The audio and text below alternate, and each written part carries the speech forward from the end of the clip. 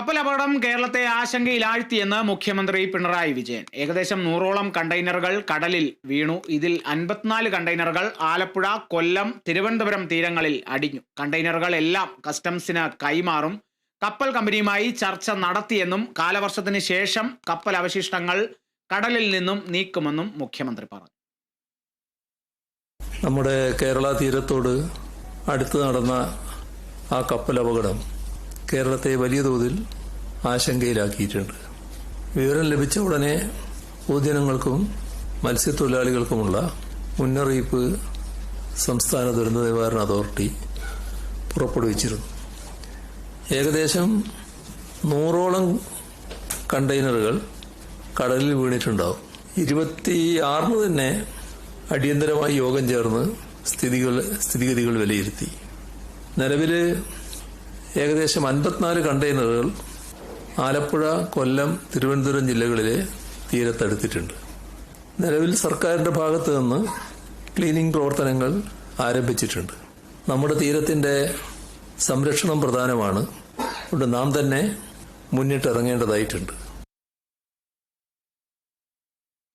സൂര്യഗായത്രി ചേരുന്നു വിവരങ്ങളുമായി. സൂര്യ, കപ്പൽ അപകടത്തെ സംബന്ധിച്ച ചില വിശദാംശങ്ങളിലൂടെയാണ് മുഖ്യമന്ത്രി സംസാരിച്ചു തുടങ്ങിയത്. അതിനുശേഷം സംസ്ഥാന സർക്കാർ ഈ ഒരു അപകടത്തിൽ സ്വീകരിച്ച നടപടികളും അതോടൊപ്പം ഇനി സ്വീകരിക്കാൻ പോകുന്ന നടപടികളും ചില നിർദ്ദേശങ്ങളും ഒക്കെ തന്നെയാണ്. ഒപ്പം തന്നെ കപ്പൽ അവശിഷ്ടങ്ങൾ മാറ്റുന്നതിനെ സംബന്ധിച്ച് കൃത്യമായൊരു തീയതി അടക്കം മുഖ്യമന്ത്രി സൂചിപ്പിച്ചിരുന്നു. എന്തൊക്കെയാണ് ഈ ഒരു യോഗത്തിൽ അല്ലെങ്കിൽ വാർത്താ സമ്മേളനത്തിൽ സൂചിപ്പിച്ചിരുന്നത്? എത്രത്തോളമാണ് നമുക്ക് വ്യക്തമാകുന്നത്?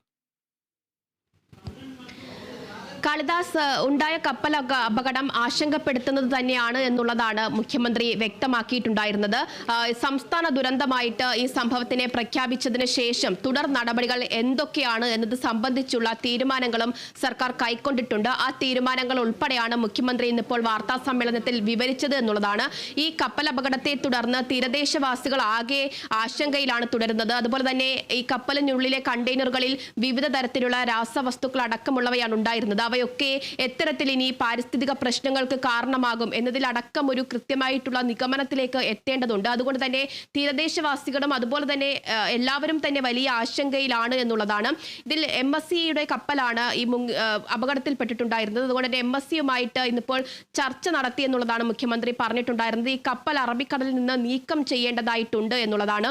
ഈ കപ്പലിലെ ഇന്ധനം അത് ജൂൺ 3 തന്നെ പുറത്തെടുക്കാനുള്ള നടപടികളാണ് നടക്കുന്നത് എന്നുള്ളതാണ് മുഖ്യമന്ത്രി പറഞ്ഞിട്ടുണ്ടായിരുന്നത്. അതുവരെ ഈ കപ്പൽ അപകടത്തിൽപ്പെട്ട പ്രദേശത്ത് മത്സ്യത്തൊഴിലാളികൾ മത്സ്യബന്ധനം നടത്തരുത് എന്നുള്ള നിർദ്ദേശം മുഖ്യമന്ത്രിയുടെ ഭാഗത്ത് നിന്ന് ഉണ്ടായിട്ടുണ്ട്. 20 നോട്ടിക്കൽ അകലെ മാത്രമേ മത്സ്യബന്ധനം നടത്താവൂ എന്നുള്ള നിർദ്ദേശമാണ് ഇപ്പോൾ മുഖ്യമന്ത്രിയുടെ ഭാഗത്ത് നിന്ന് ഉണ്ടായിരിക്കുന്നത്.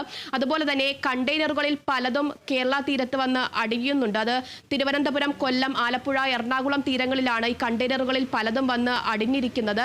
അതിലെ രാസവസ്തുക്കൾ, അതിലെ ഉണ്ടായിരുന്ന വസ്തുക്കൾ ഉൾപ്പെടെ, അത് പോളിത്തീൻ ഉൾപ്പെടെയുള്ളവ തിരുവനന്തപുരം തീരത്തൊക്കെ അടിഞ്ഞു കിടക്കുന്ന സാഹചര്യം ഉണ്ടായിരുന്നു. അതൊക്കെ കൃത്യമായിട്ട് ക്ലീൻ ചെയ്യുന്നതിന് വേണ്ട നടപടികൾ സ്വീകരിച്ചിട്ടുണ്ട് എന്നുള്ളതാണ് പറഞ്ഞിട്ടുണ്ടായിരുന്നത്.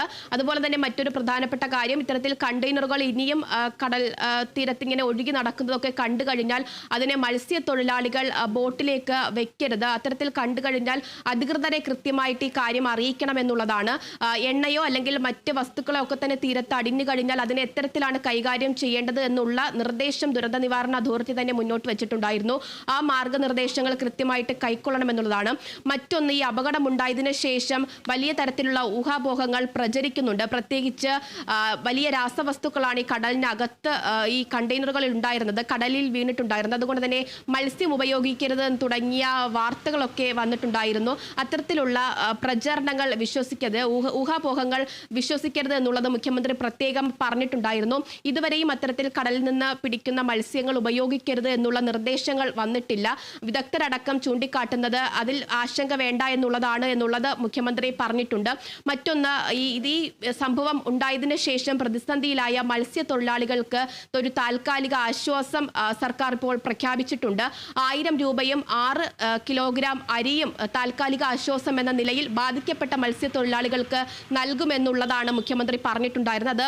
തിരുവനന്തപുരം, കൊല്ലം, ആലപ്പുഴ, എറണാകുളം തീരങ്ങളിൽ ബാധിക്കപ്പെട്ട മത്സ്യത്തൊഴിലാളികൾക്കാണ് ഈ താൽക്കാലിക ആശ്വാസം ലഭിക്കുന്നത്.